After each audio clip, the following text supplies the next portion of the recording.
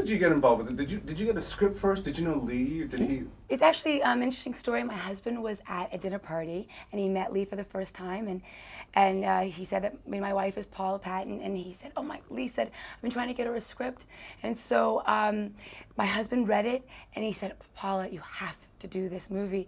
And so I read it and it made me cry, and at first I was afraid, truthfully, because I didn't know how to play that role, but then I thought, you gotta jump in, because it was the ultimate challenge, and the script was just so good. I knew I wanted to be a part of the movie, and I'm so glad I did it, you know. To be a part of a film like this, and then having a lead who's never been in a feature before, and to work with somebody who's a newbie in a sense, what was it like to see her kind of, was there a transformation like in front of you that she kind of took on these roles, or did she?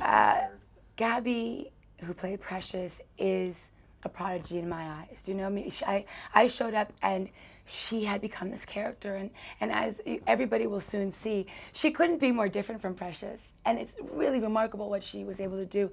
She talks with a high voice in real life, and in the movie it's low, and she changed her walk, and it was magnificent. I mean, really, there is no movie without her. It's just the truth.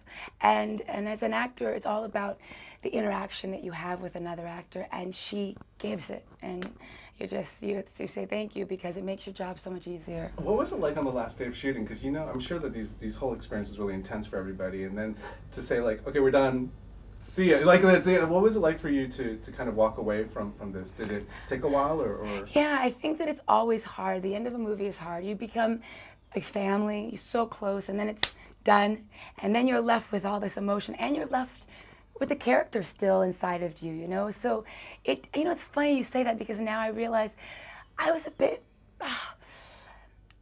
I was very introspective for a while, you know, and I didn't understand what was going on. I kind of came home and I was a bit quiet, and I realized I was still in my head about that, and then I finally released it. But with every movie, I feel like that character becomes part of you. It's just that new element. I guess I'm like Sybil, schizophrenic. Let's just add a new one. Like all actors.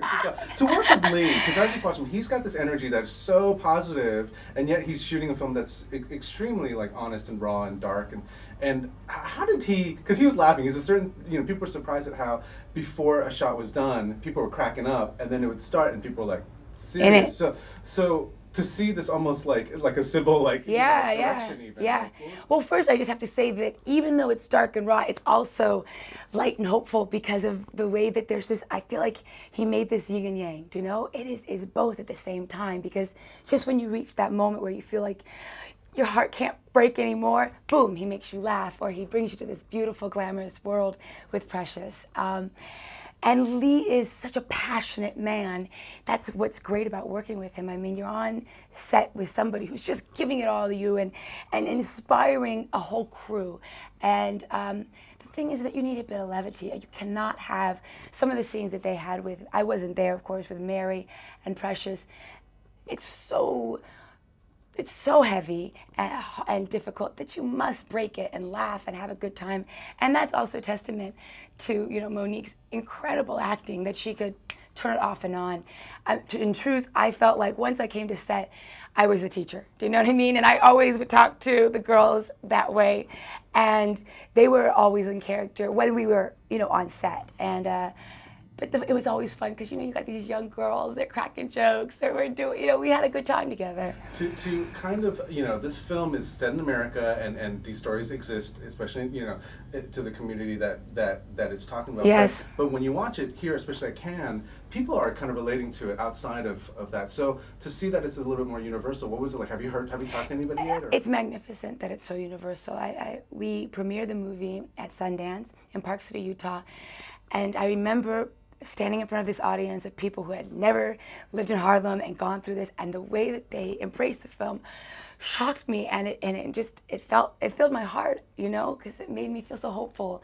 And then we came here to Cannes, and I was a bit nervous. Do you know, I had the butterflies, because I didn't know how people would respond. And when they responded the way they did with the standing ovation, I was so moved, because it became global, and it was so universal. And I think that, do you know, all of us at some point feel like Precious, do you know?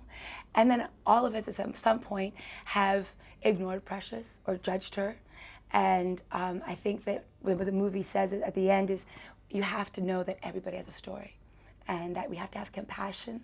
And hopefully it leaves you with a sense that no matter what's going on in your life, life is precious. You know, we all have to be thankful for every moment we're here on earth.